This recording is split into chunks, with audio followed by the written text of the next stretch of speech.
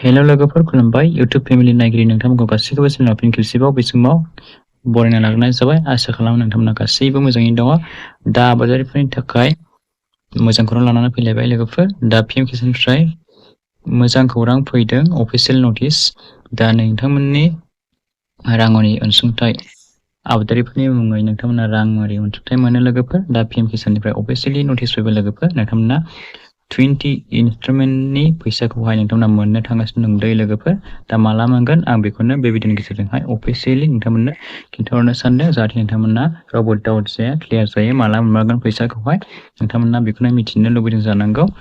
दा जोंहा फाइनालि लोगोफोर मासाबो बारलांबाय, मास मोनब्रै मोनबायानो जाबाय जोंहा। दा मोननांसिगौमोन।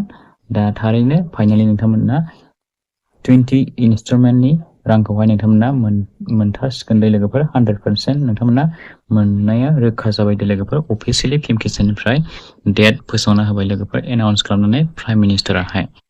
दा नोंथांमोना थांनाय 19 इनस्टलमेन्टखौहाय नोंथांमोना 24 फेब्रुवारि 2025 आव मोनदोंमोन लोगोफोर। दा बेवहाय 9.7 crore PMK बेनिफिसियारिसफोराहाय मोनदोंमोन दै लोगोफोर।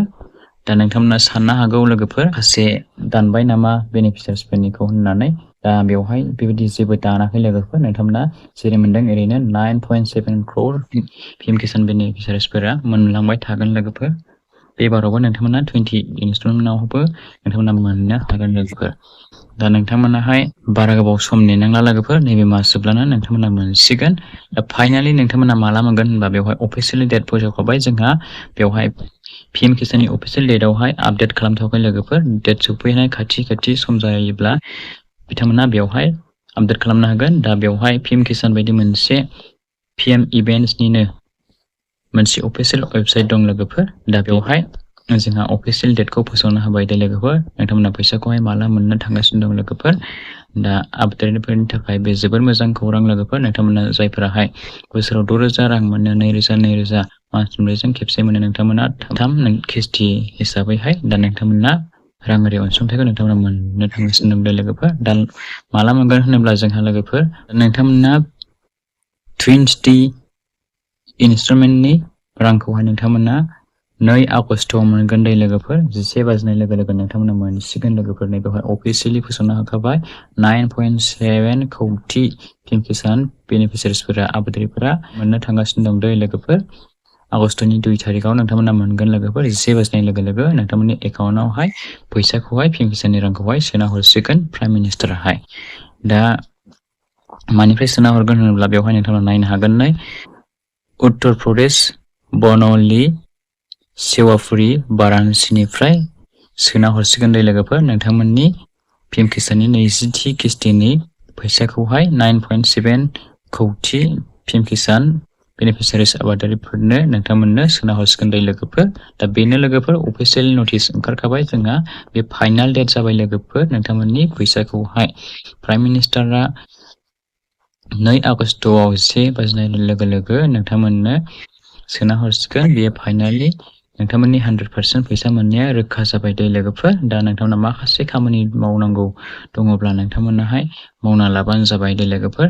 फैसा मोननायनि सिगां जायफोरनाहाय थिग गैया एकाउन्टफोरा, इकुइटिफोर जायाखै, लेन्ड सेटिंफोराहाय अके जायाखै, जायफोरनाहाय FTO प्रसिड येस नङा, नोंथांमोना गावबागाव स्टेटासखौहाय खेबसे चेक खालामनानै नायबानो जाबाय। आरो माखासे खामानिफोर मावनांगौ दंब्ला नोंथांनाव बेखौ मावना लाबानो जाबाय दै लोगोफोर।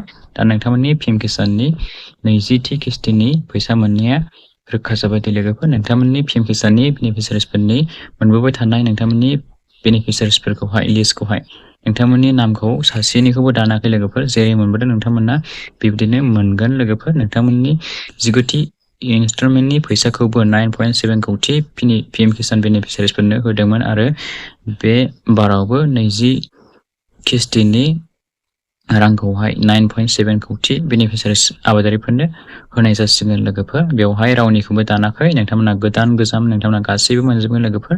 नोंथांमोना सोरनाबाफोर पेन्डिं जानानै थाबथादोंब्ला नोंथांमोना खेबसेनो 20-30 हाजारबो नोंथांमोना मोननो हागौ दै लोगोफोर। बेनिफ्राय जायफोरा रेगुलार नोंथांमोना मोनबाय थाखायो, दा नोंथांमोनाहाय किस्ति नोंथांमोना मोनबोबाय थाखादोंब्ला नोंथांमोना 2,000ल' मोनगोन दै लोगोफोर। आरो नोंथांमोननि PMKनि फैसायाहाय बारायाखै दै लोगोफोर, 2,000खौनो मोनगोन।